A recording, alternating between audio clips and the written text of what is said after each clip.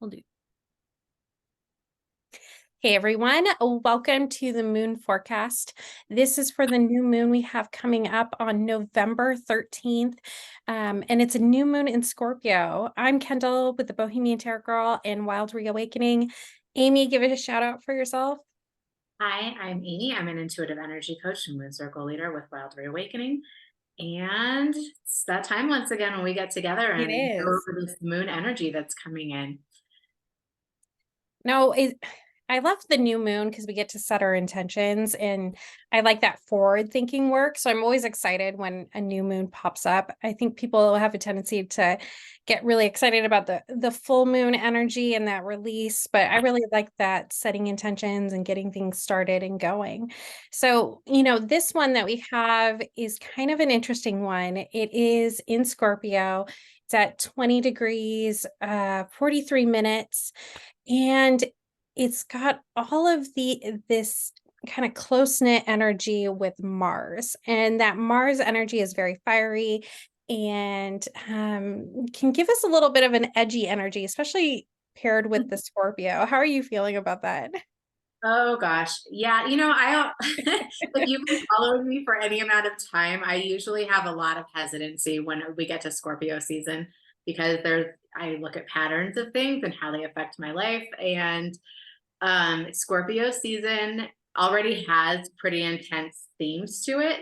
But for whatever reason, it seems to be that when Scorpio season comes around, I kind of brace myself for some kind of unexpected, I don't want to say disaster, but I feel like sometimes it can be really disastrous for me.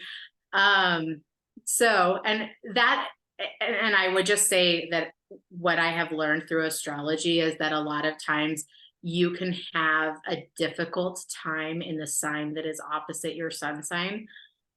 So for me, I'm a Taurus, so my opposing sign is Scorpio. So you may want to look at the patterns in your own life and see if there's a particular month or time of year that really is a little more trying for you. And I would be curious to see if it is the opposing sign to your sun sign as Yeah. well. But yeah, new moons. I know, new moons. And, with this new moon, we're coming right out of that eclipse that we just had. That was very strong in closing energy. And so, really getting rid of some stuff in our lives that we don't want to carry on and continue with. And so I think this time, as we walk into setting our new intentions here, it's really important to look back in the last couple of weeks and see what has really closed out, see what's closed out on a level personally as well as in the collective, and see how that is working into your life. So, like, what important things really came up during that time. And that is really what you can focus on building those new intentions for during this time. So this new moon is happening at November 13th Hmm. at 1:27 a.m. Pacific. So check Yep. wherever you are in the world and adjust the time for that. And it's happening at 21 degrees Scorpio. So if you want to look more in depth in your own chart, you can check out where 21 degrees of Scorpio is for you and what house that is in. And that can kind of give you some themes as to the area of your life that this energy may be affecting. Um, so I was going through this. I feel like and I say this every time, but I feel like so many of the moons this year have been about releasing as well Hmm. as beginning anew at the same time.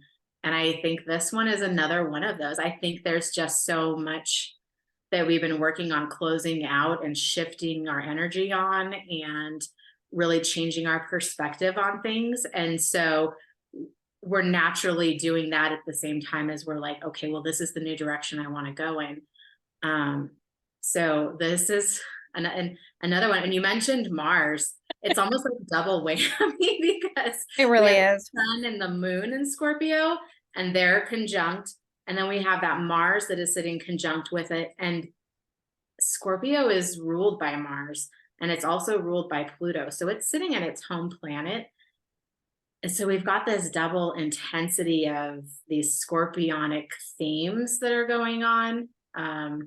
And if you're not familiar with what those are, Scorpio is very much about transformation and going and diving deep into the underlayer of things. It's about the shedding of old skin and about death and, the phoenix rising. And so, kind of like your deeper intuition, it's not afraid to get to the underbelly and kind of bring things up to the surface. Yeah. So, you might find with this moon and with Mars sitting there that there can be some volatility, there can be some aggression, some anger is stirred within you, and I really would encourage you, if you start feeling some of these more intense emotions around this moon, to really look at where those are originating and where they're coming from and why they're being brought to the surface at this time.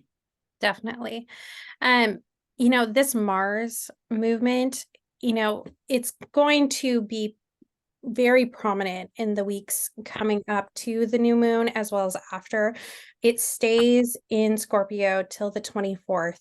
And during that time, it's actually speeding up and it's getting fast and it's moving and it's actually starting to keep pace with the sun at that time. And so there's this level of action and passion and that fiery energy to really get in there, make things happen.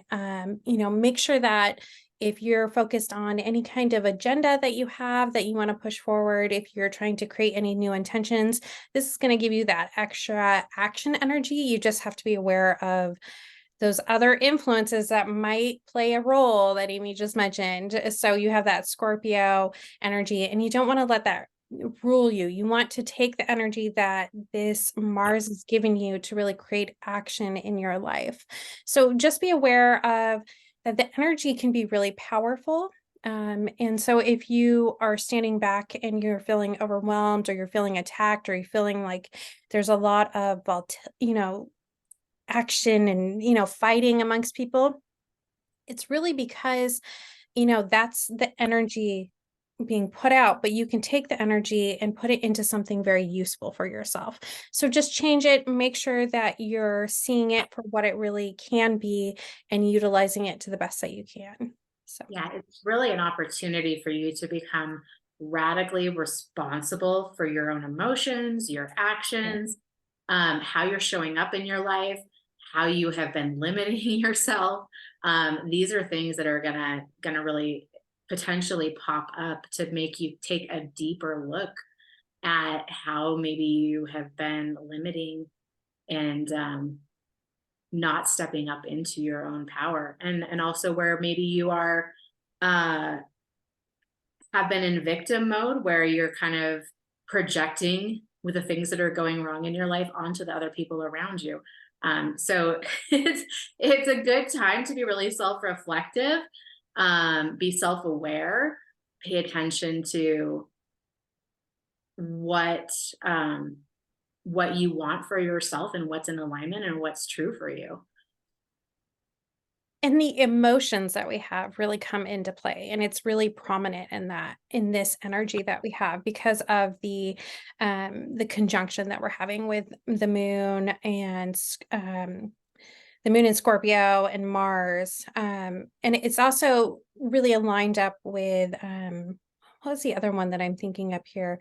Um, oh, I've lost it now, but there's another one that sits with Mars and it's there creating some extra energy, especially associated with the emotional sides that we have. So really making sure that, our feelings are going to be intense potentially. Like we might be triggered into feeling certain things and really taking a step back and looking at those triggers during this time. I think it's Yeah. going to be key to keeping yourself in check and on the path that you want to be. Yeah, and then directly opposing all of that, the sun, the Uh, moon, Mars, and sitting in opposition in Taurus, we have Uranus. And Uranus, we've been dealing with that energy for a long time because it's a 7-year cycle and it's been in Taurus since 2007, 18, 17, 2017, I believe. 17. So we're getting close to the end of that cycle. Um, but that Uranus, it's, you know, it's the game changer. It's the one that wants to come and create shift and surprises and the unexpected. And so all of this fiery, emotionally intense energy is sitting opposite this. And so it's really kind of pinpointing like the areas of your life that, you know, you may want to liberate yourself. Where have you been sitting stuck? Where have you been discrediting your own emotions or the direction that you want to move in? Um, it's going to highlight maybe old behavior patterns or programming, subconscious or even past life programming that you are still cycling through and running on that is not of service to you anymore. And so this is a good moon for setting intentions, but it's also a good moon for liberating yourself from those old energies that are no longer of value. Yeah, I think you hit on a really good point that came up when I was looking at this, was looking at that ancestral, um, the stuff, the baggage that we carry, right? That we might not even have had in this timeline that has been brought with us, through our soul's connection. And so really making sure that we're clearing out that energy and doing that work in order to make sure that the path that we're on is unrestricted. I think you deal a lot with this because you do the clearings, which I love. And so, do you want to touch maybe on that? I Yeah, feel so I do in my work with people, one of the things that we really look at is because I do love looking at cycles and patterns and kind of where people are getting stuck. And so one of the things that I work with is with the Akashic records, which is your whole history of your soul. It's like a library that stores everything that's ever happened to your soul as it's incarnated on earth. And what I found when working with people is that you could kind of maybe find the information or find where you were stuck, but I had a hard time figuring out how to shift that out so that it was no longer a factor. And I came across something called SRT, which is spiritual response therapy. And we work with high self to pinpoint the location that that programming was initially installed.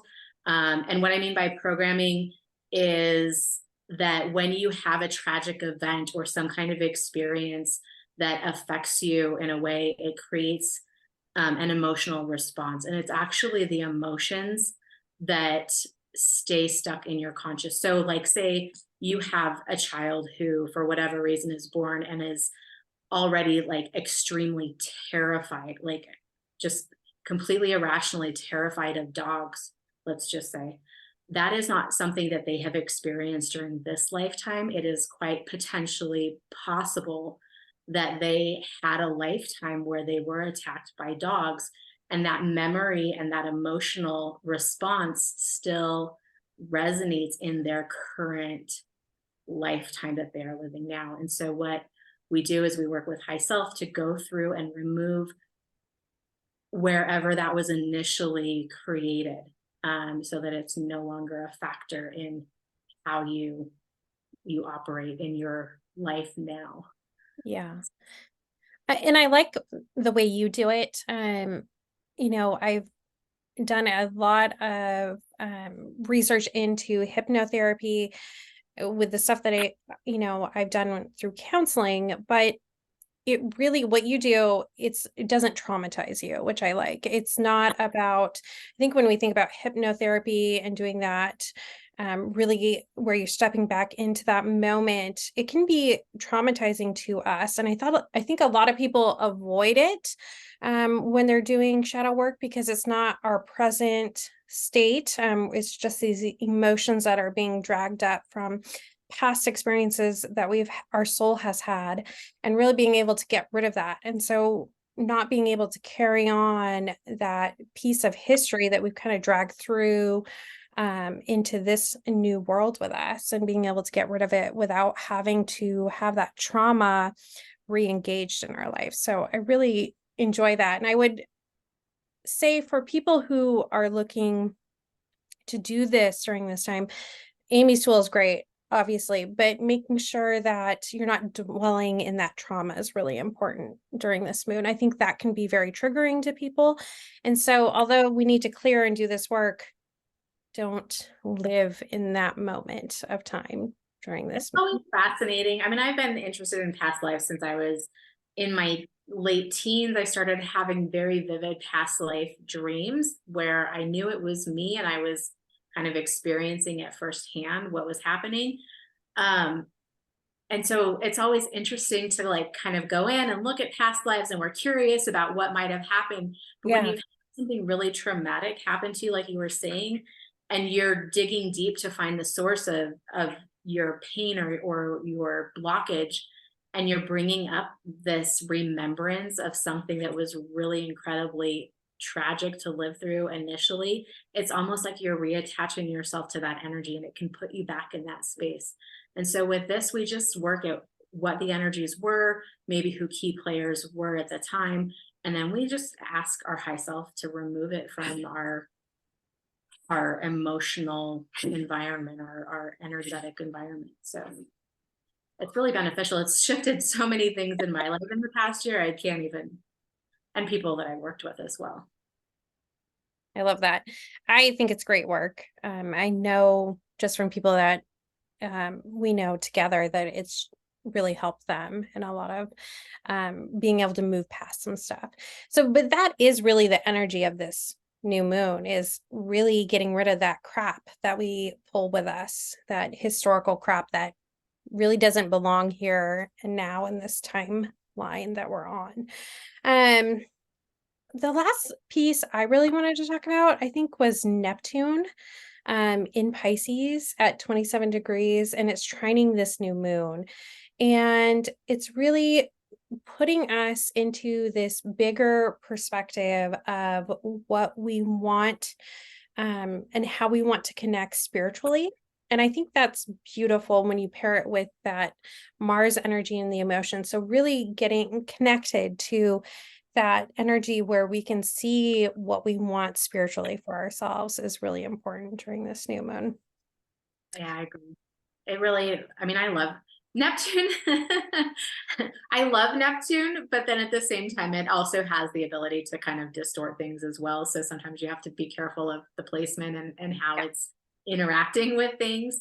But in this instance, it's really kind of offering this softening, this higher perspective um, capability of, yeah, there's all of this intense emotion and there's all of this stuff that we need to take a deeper look at. And then it's going, but if you look at it from this angle and you look at it from a spiritual perspective, then it creates a whole different way of viewing all the things that may be coming up for you at this time.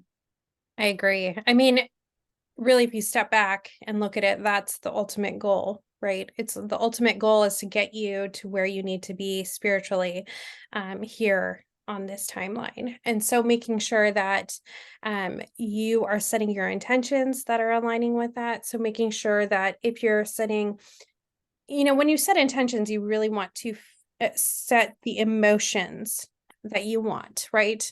You might say that you want money, but what is the emotion behind money that you really want? So making sure that you're really paying attention to the emotional piece when you're setting your intentions right now and really connecting it to that higher level, that spiritual piece within you, because I think that's going to help you as we move into some of this newer energy as we go through this new year and really aligning yourself and making sure that you're ready here and now for it. So, did you have anything else? Anything else you want to talk about? Not really. Okay. Um, the only other thing that I had on my notes was that Mercury is in Sagittarius and it's sextiling Venus in Libra. And so that's kind of, Mercury is kind of a detached energy, in Libra, and Venus is, is kind of looking at love in a more, I mean, even though Libra is ruled by Venus, it's still, it's more of an analytical energy than like a super earthy like Taurus, which is the other one that is ruled by Venus.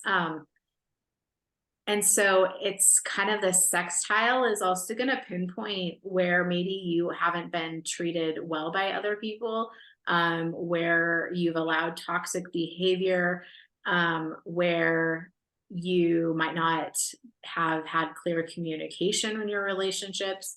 So just pay attention to that aspect because everyone always wants to know about love and stuff. There's not a whole lot of love happening with this moon, I would say, but it is going to show you kind of what you deserve and what you want and the direction that you want to move in when you're looking at your partnerships and really what it is that you value for yourself. Yeah. I like that. Really connecting to that emotional side, and making sure that it is what you want. That's very important. So I like that. Well, I hope everyone has a great new moon. I'm going to shamelessly plug Amy because I know she won't do it for herself. If you're interested in a clearing, go to Wild Reawakening on Facebook, message her. I'll also put her an email for her in the bio of this. And I don't think there's anything else. Just everybody keep calm, make sure that you're putting the energy where you want to be, and making sure that your emotions are on target when you're setting your intentions during this time. All right, everyone, have a good one. We'll see you for the full moon.